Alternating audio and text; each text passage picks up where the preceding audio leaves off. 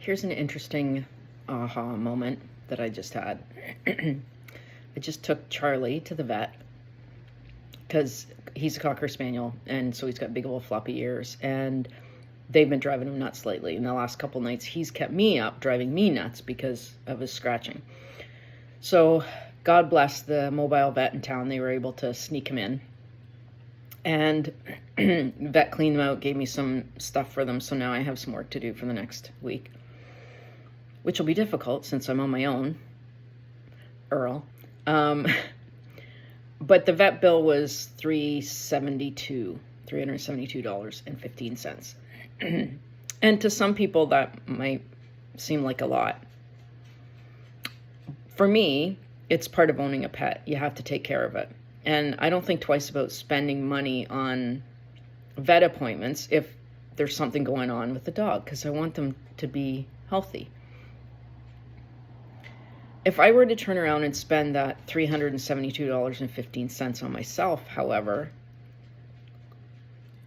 I can guarantee there'd be some guilt over it. Maybe a little bit of remorse, buyer's remorse, maybe a little bit of, I didn't really need that, I shouldn't have done that, that money could have gone elsewhere.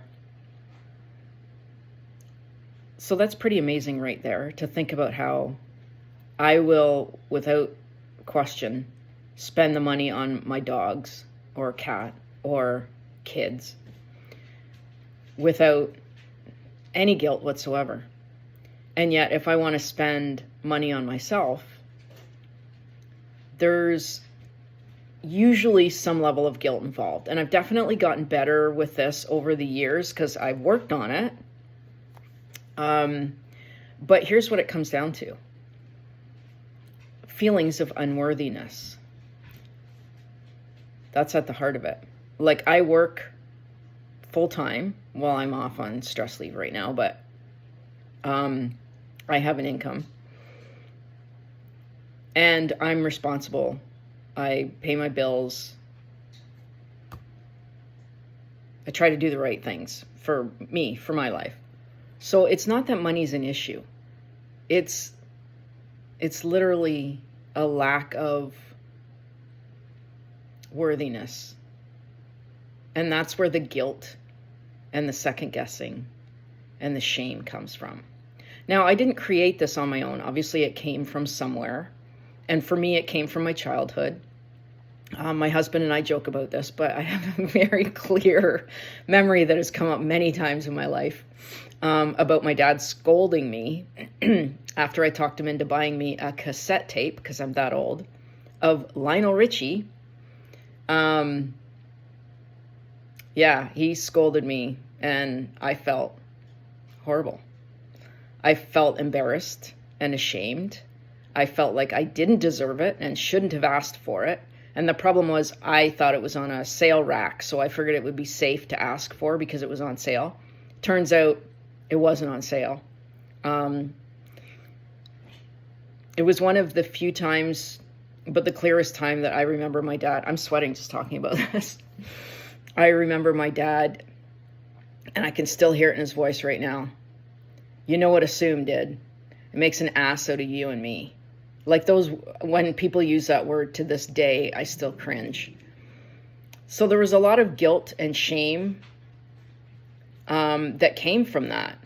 I took a lot about that one experience.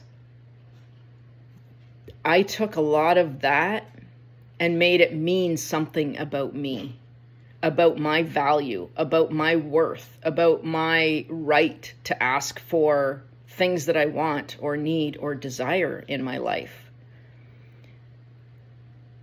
And that just goes to show you the power of your subconscious mind. Something as innocent as one experience when I was, 10 years old, 12 years old. I don't even know how old I was. Affected me that deeply that to this day, I still will question when I buy something for myself. And you know what? It'll never change if I don't talk about it and I'm not aware of it and keep peeling back the layers on it. So that's my little video for today. That's my message.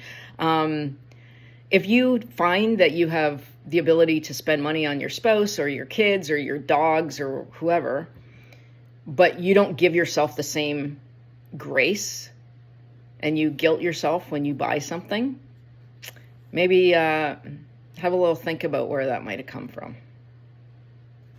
Oh, and also, you are worthy. You are valuable. You're 1,000% worth whatever that thing is you want to buy. Solely because you want to buy it. There's something in there for you. And you deserve it.